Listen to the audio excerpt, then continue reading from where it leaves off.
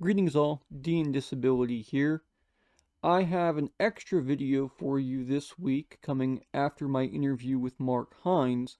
I couldn't fit the whole thing into one coherent video, so I created this kind of small bonus one. So today we are going to look briefly at Stang and Trammell's essay, The Ludic Bestiary, and see what both Mark and I have to say on the subject.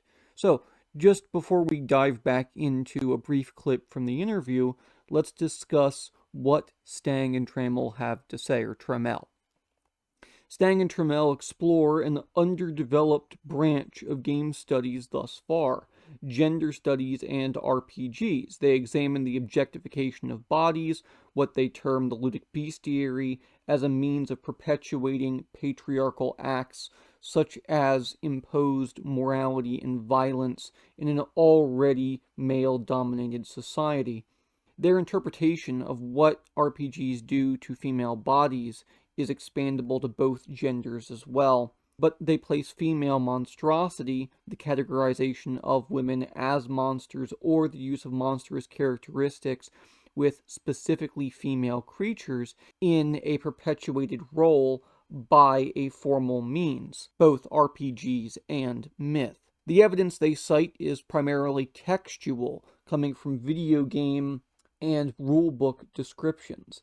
They rely on a Foucauldian analysis of the text and place the text as a means of institutional subconscious patriarchy that has become bound up in the language of fantasy and these game settings. The hag is the archetypal example of this patriarchally driven female monstrosity and will be discussed more by them throughout their work. The constructs cited by Stang and Trammell, i.e., the ugly, evil, othered, and stigmatized nature of the hag, are paired with the influence of scientific power through the codification of game statistics blocks. Remember, in a real sense, the game is presenting this information as kind of an omniscient source to the dungeon master, which is an omniscient being, at least as far as the game is concerned. Stang and Trammell tie the gamification of monsters in games such as D&D into the scientific production of truth, and that quote-unquote effects of power circulate scientific statements, end quote. Stang and Trammell place RPGs as intersecting with myth, the patriarchal monstrosity having originated with myth and being perpetuated by these games. But then do not examine how myth influences RPGs and TTRPGs. Myth making, in some senses, is the foundation of these games, and that's where we turn to Mark's and my interview. So let's have a listen as to what he had to say.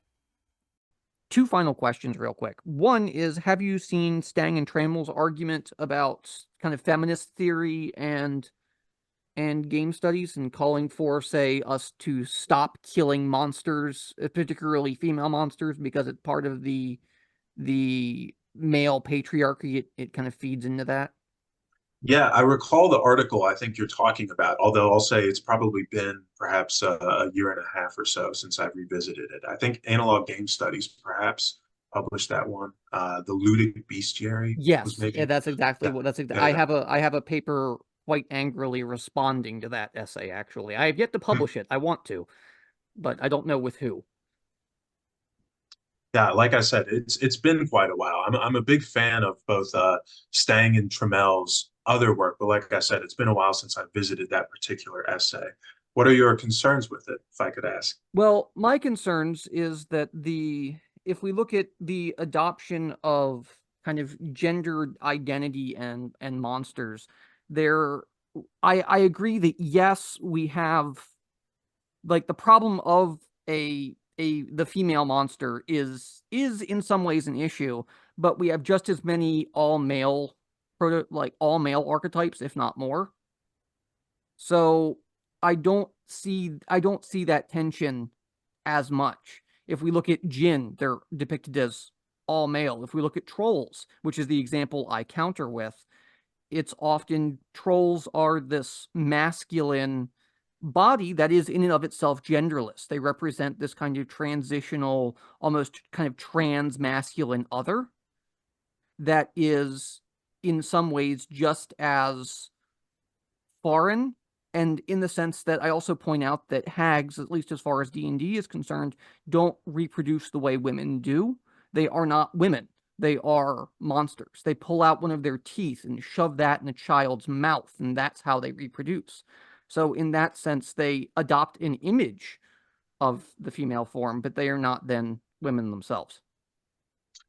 Yeah, it's I guess like perhaps what can unite all of those problems with monstrosity is just the way that it highlights gender in certain ways, in certain instances, perhaps it will highlight the hyper masculinity of orcs or the genderless strangeness of some other monsters, or the way that it will highlight the femininity of some monsters solely for the case of showing that it is a monster, that there is something disturbing about gender, whether it is a strange masculinity, a strange femininity, or a strange something else, then it is doing so in a way that it is showing that something is monstrous, right? It's something different.